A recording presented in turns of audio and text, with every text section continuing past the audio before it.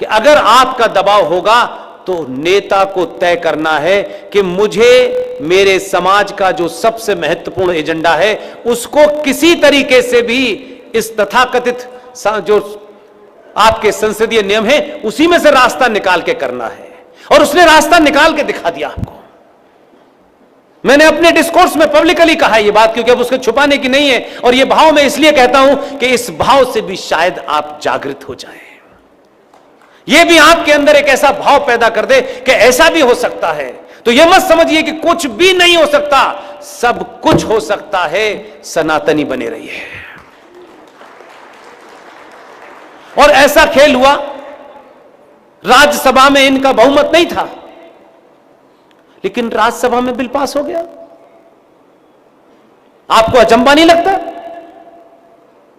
बहुमत पाने के दो नियम होते हैं। एक तो आप जीत के आए तो आपका बहुमत हो जाएगा, और अगर आप जीत के नहीं आते तो संसद के सदस्यों का बहुमत कम कर दीजिए, आपका हो जाएगा। इसमें तो कोई गलत बात नहीं है। जिसको 19 में भेजा था वो बोलता कम है, बहुत बोलता कम है। 3 दिन बाद पता चलता है ये चुप क्यों था। उसको ये जिम्मा सौंपा गया, और उस पार्टी में बहुत सारे चाटुकार और दलाल हैं, ऐसा नहीं है। मैं बड़ा कठोर शब्द इस्तेमाल करता हूं क्योंकि 22 साल रहा हूं, तो मुझे पता है कि आज भी लोग महबूब मुफ्ती से बात करते हैं। ऐसा नहीं है कि ये दूध के धुले हैं, लेकिन दोनों गुजरातियों को पता है, उनको पता है। जो मैं कह रहा हूं उनको भी पता है। इसलिए धारा 370 हटाने वाले बिल के बारे में देश में सिर्फ 3 ही लोग जानते थे, और जो इंतजाम उसने किया वो 4 महीने पहले किया, किसी को पता भी नहीं चला। बिल आया, बिल पास हो गया, हंगामा हुआ, समझ में नहीं आया लोगों के।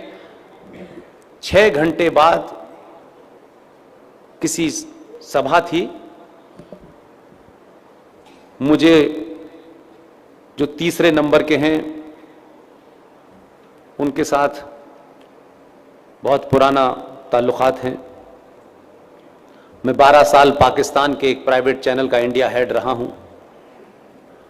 मेरा बड़ा आना जाना था, वो भी वहां बहुत जाते थे। मुझे पहले तो नहीं बताया था, लेकिन पास होने के फौरन बाद मुझे पता चल गया। फिर मैंने बाद में उनसे पूछा कि मैं कह दूं, बोले कह दीजिए, अब क्या है, अब तो पास हो गया है। 4 महीने पहले संसदीय परंपराओं के तहत यह तय किया गया कि जो ज्वाइंट डेलीगेशन देश से विदेश में जाते हैं, कोई कहीं इजराइल भेजा जाता है कि वहां ड्रिप खेती कैसे होती है जरा सीख के आओ। ऐसे ही एक डेलीगेशन बनाया गया, और वो सर्वदलीय कहलाता है। उसमें सारे दलों के लोग होते हैं। और जो नंबर 2 आया था गुजरात से, उसने कहा कि नीदरलैंड में पानी की व्यवस्था को देखना है। और ऐसे बहुत सारे बेचारे एमपी आते हैं जो जीवन भर रिक्शे पे ही चलते हैं, उनको लगता है पहली बार मौका मिला है हवाई जहाज में बैठने का, वो सबसे पहले हामी कर देते हैं।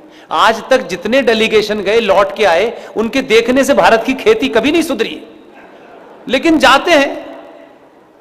उसने नीदरलैंड जाने का प्रोग्राम बनाया, और रूटीन में जाते हैं, चले जाते हैं। और बिल लाने से 10 दिन पहले 40 लोगों का डेलीगेशन नीदरलैंड में ईंटें हटा हटा के देख रहा था पानी की व्यवस्था कहां है। अच्छा, इधर से जाती है, इधर से जाती है। अब और देखिए, मैं वही कह रहा हूं, आप जिसको दबाव नहीं समझ रहे, जिस सीरियसनेस पे मैं आपकी तरफ बार बार आना चाहता हूं, आप उसको मान लीजिए कि कम से कम 25 साल, अभी फिर तो नई जनरेशन को हम तैयार करने में लगे हैं, 25 साल तक हमें इसके अलावा बात ही नहीं करनी है, कोई और बात ही नहीं करनी है कि यहां कौन क्या है, इस पे बात नहीं करनी। ये अपने आप से गांठ बांध लीजिए। मैं समझता हूं इसी से काम हो जाएगा। इतना शार्प आदमी, उसने डेलीगेशन भेजा, और डेलीगेशन भेजने के बाद जिस दिन संसद में, राज्यसभा में बिल आया, बिल लाने के बाद चर्चा हुई, तो वहां एक साहब हैं जो आजकल भारत को जोड़ने पे तुल गए हैं। जैसे ही बिल आया, आप जरा सा टेलीविजन को रिवाइंड करके देखिएगा, वो बार बार पीछे मुड़ के देख रहे थे कि ये आलू से सोना बनाने वाली फैक्ट्री के वर्कर कहां हैं। उन्होंने कई बार देखा वो जो सोना बनाने वाली फैक्ट्री के वर्कर थे वो सब नीदरलैंड में पानी की व्यवस्था देख रहे थे और फूल प्रूफ काम करता है वो। उसने कहा अगर कोई लीक भी कर दे तो भी संसद के द्वारा ही उन्हें टिकटें दी जाती हैं। जिस दिन बिल आया उस दिन नीदरलैंड से यहां फ्लाइट भी नहीं थी। तो आप जब चाटुकारों की जगह चाणक्य पैदा करने की कोशिश करते हैं तो सब कुछ मुमकिन होता है। इसलिए आज अभी सब कुछ हो जाए ऐसा नहीं होगा, उसके लिए पहले होमवर्क करना पड़ता है। इसी तरीके से आप सब लोगों ने देश में देखा होगा, आपको असामान्य घटना लगती है क्योंकि हम उस दुनिया में 22 साल रहे हैं तो हमको कुछ कुछ चीजें समझ में आ जाती हैं। एकदम यकायक इस देश में 4-5 जजेस जो देश को न्याय देते हैं वो पत्रकारों से न्याय मांग रहे थे और प्रेस कॉन्फ्रेंस कर दी उन्होंने। ये नहीं होता, वो नहीं होता। झगड़ा क्या था कि चीफ जस्टिस जो है हमें बड़े केसेस नहीं दे रहा है जिसमें खेल है। प्रेस कॉन्फ्रेंस करी उन्होंने और प्रेस कॉन्फ्रेंस के बाद प्रेस कॉन्फ्रेंस खत्म हो गई। लोगों ने कहा ये नाराज है, वो नाराज है, ये सब चलता रहा। पुराना वाला थोड़ा ठंडा करके खाता है। दिल्ली में अनाउंसमेंट हुआ कि भारत का प्रधानमंत्री सुप्रीम कोर्ट घूम करके ये देखना चाहता है कि हमारे जज साहिबान कहां बैठ के फैसला करते हैं। जिस आदमी की मुख्यमंत्री रहते कोर्ट कचहरी में जाते जाते चप्पल घिस गई, वो कोर्ट में देखना चाहता था कि कहां जज साहब बैठते हैं। जज साहब को लेके घूमा। अब ये नियम है कि जिस संस्थान का मुखिया होगा वही उस आदमी को घुमाएगा। सैनिटाइज हो गई पूरी सुप्रीम कोर्ट, खाली हो गई। पत्रकार अपना अपना ज्ञान दे रहे थे क्योंकि वो ज्ञानी है। मैं भी था 12 तक, मुझे अब ज्यादा साफ नजर आता है। उसके बाद कोर्ट में पता चला कि चीफ जस्टिस साहब कोर्ट दिखा रहे हैं, यहां हम बैठते हैं, यहां ये करते हैं, ये कैंटीन है। अब उनको लग रहा था ये कैंटीन देखने आया है। वो चल रहा, उसकी स्पीड इतनी थी कि उसका एक कदम जज साहब के 3 कदम, क्योंकि कदमे छोटे थे। ओके, अब बात खत्म हो गई और दौरा हो गया। एक हफ्ते बाद यकायक चीफ जस्टिस साहब को ऐसा लगा कि जो चाबी दी गई थी वो बजना शुरू हुई। मैं राम मंदिर पे 40 दिन में फैसला दूंगा। जो राम मंदिर पे सुनने को तैयार नहीं थे वो 40 दिन में फैसला देने लगे और फैसला दे दिया।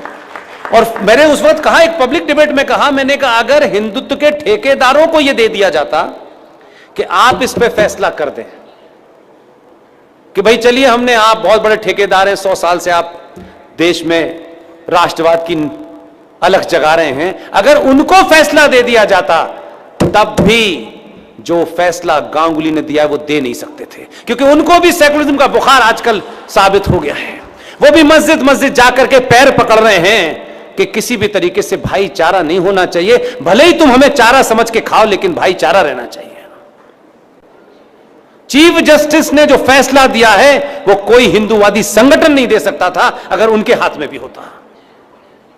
चीफ जस्टिस ने कहा ये जो जगह है यहां सिर्फ मंदिर बनेगा, और ये भी उसने कहा नहीं, ये मैं जोड़ देता हूं। जो लोग उस जगह पे कह रहे थे कि यहां टॉयलेट बनाओ, हॉस्पिटल बनाओ, तरह तरह की जो उन्होंने सजेशन दिए थे, उन्होंने कहा यहां मंदिर बनाओ, यहां से मैंने काफी आगे एक जगह दे दी गई है, वहां टॉयलेट बनाओ, हॉस्पिटल बनाओ, जो दिल चाहे बनाओ। फैसले दुनिया में ऐसे ही आते हैं और फिर उनको याद ना आ जाए, फिर उनको तत्काल प्रभाव से राष्ट्रपति के कोटे से 6 साल के लिए राज्यसभा में नामित कर दिया गया है। अब वो मुस्कुराते मुस्कुराते दुनिया से जाएंगे। 6 साल तक वो बेचारे अपने मन अंदर भी कुछ होगा तो बोल नहीं सकते, बोलने के समय से पहले वो चले जाएंगे।